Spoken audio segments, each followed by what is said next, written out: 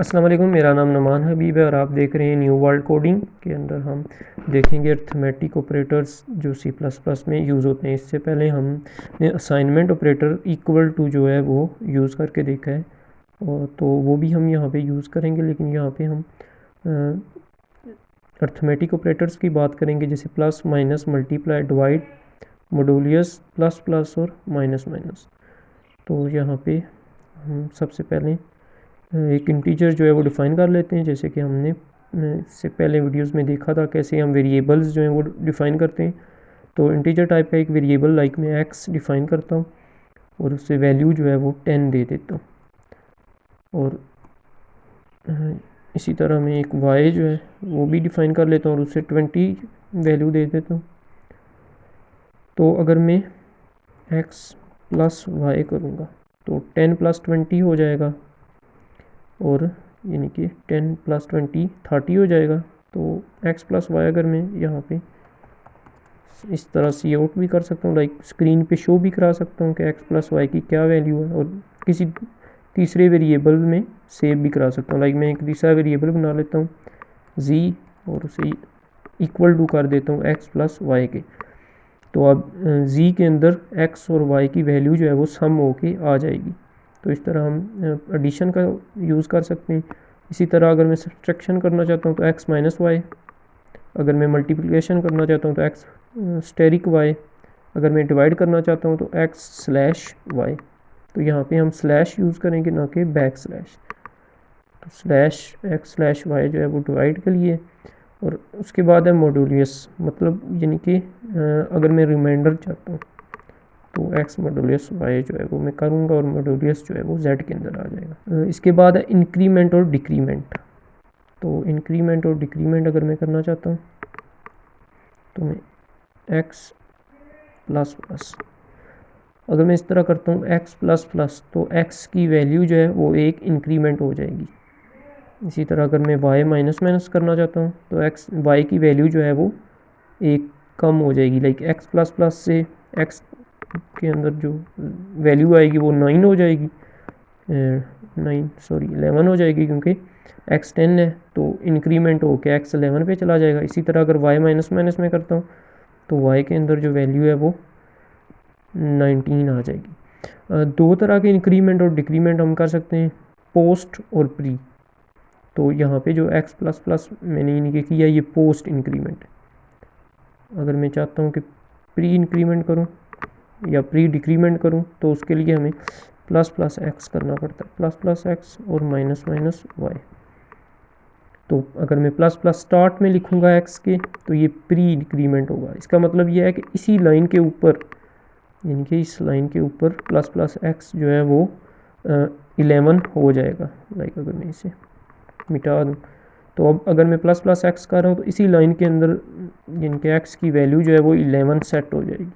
और इसी तरह माइनस माइनस वाई कर रहा हूँ तो इसी लाइन के ऊपर जैसे ही माइनस माइनस वाई का कोड आएगा तो वाई की वैल्यू जो है वो 9 हो जाएगी। तो इसी तरह ये प्री चलता है। लेकिन अगर मैं पोस्ट कर रहा हूँ, लाइक एक्स प्लस प्लस कर रहा हूँ, तो इस लाइन के ऊपर नहीं बल्कि नेक्स्ट लाइन पे जब कोड पहुँचेगा तब एक्स की वैल्यू जो है वो 11 होगी। माइनस माइनस वाई में कर रहा हूँ तो अगर मैं y माइनस माइनस कर रहा हूँ तो नेक्स्ट लाइन पे जब कोड पहुँचेगा तब y की वैल्यू जो है वो 19 होगी, चूँकि 20 है। तो पोस्ट और प्री में यही फ़र्क है। लाइक मैं एक एक्सप्रेशन अगर एवेल्यूएट करना चाहता हूँ, z equal to plus plus x plus y minus minus, तो बेसिकली आप z के अंदर क्या वैल्यू आनी चाहिए, plus plus x plus y minus minus. अगर देखा जाए तो एक्स प्लस प्लस की वैल्यू 11 होगी और वाई माइनस माइनस की वैल्यू 19 होगी, तो z के अंदर जो है वो 30 आना चाहिए। z equal to 11, x plus plus होके 11 हुआ प्लस वाई माइनस माइनस होके 19 हुआ, तो z के अंदर वैल्यू जो है वो 30 आनी चाहिए। लेकिन अगर हम ये प्रोग्राम रन करें तो z के अंदर जो है वो 30 नहीं आएगा। उसकी वजह ये है कि प्लस प्लस एक्स जो जब हुआ तो 10 से 11 हो गया। मैंने कहा ये प्री है, इसी पॉइंट पे इसने प्लस प्लस कर लिया। लेकिन y minus minus post decrement है। इसका मतलब ये है कि इस लाइन के ऊपर नहीं बल्कि नेक्स्ट लाइन पे वाई जो है उसकी वैल्यू 19 होगी। इसका मतलब ये है कि यहाँ पे वाई की वैल्यू जो है वो 20 रहेगी, तो यहाँ पे रिज़ल्ट जो है वो 31 आएगा। और वाई की वैल्यू जो है वो चेंज भी होगी लेकिन नेक्स्ट लाइन पे वाई जो है वो 19 होगा। तो ये यानी कि सिंपल फ़र्क है इसमें कि उसी लाइन के पर ही नहीं, यानी कि प्री जो है वो उसी लाइन पे इंक्रीमेंट या डिक्रीमेंट हो जाता है, लेकिन जो पोस्ट है वो नेक्स्ट लाइन पे जाके इंक्रीमेंट या डिक्रीमेंट होता है।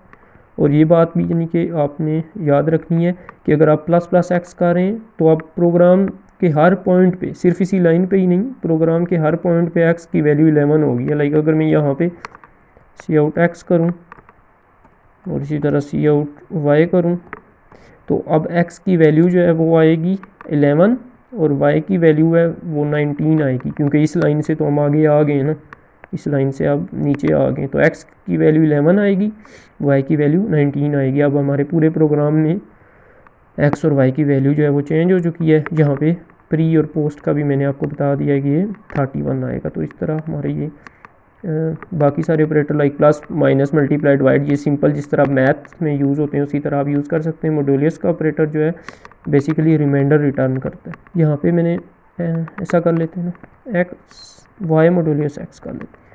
तो वाई की वैल्यू जो है वो 20 है, एक्स की वैल्यू जो है वो 10 है, तो 10 जो है वो 2 टाइम्स 20 हो जाता है, तो मॉड्यूलस जो है वो 0 आएगा।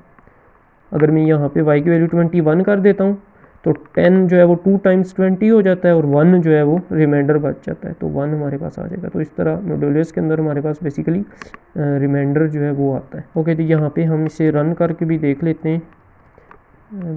बैकस्लैश n, जैसा कि मैंने इससे पहली वीडियो में भी बात की थी कि बैकस्लैश n जो है वो नेक्स्ट लाइन के लिए z वैल्यू इज़, और यहाँ पे हम z की वैल्यू जो है वो शो करेंगे। उसके बाद x और y की भी वैल्यू जो है वो शो करेंगे। यहाँ पे हम जो दूसरी चीज़ यूज़ कर सकते हैं वो है हैंडल। लाइक अगर मैं नेक्स्ट लाइन पे शो कराना चाहता हूँ वो x और y की वैल्यू, तो उसके लिए मुझे हैंडल यूज़ करना होगा, हैंडल। एंड देन हम सी आउट की जितनी चाहें उतनी स्टेटमेंट एक ही लाइन के अंदर लेसर देन के 2 एरो यूज़ करके सी आउट की जितनी भी स्टेटमेंट है वो एक ही लाइन के अंदर, लाइक एक्स हैंडल है एक्स है, देन मैं यहाँ पे ही हैंडल वाई भी लिख सकता हूँ।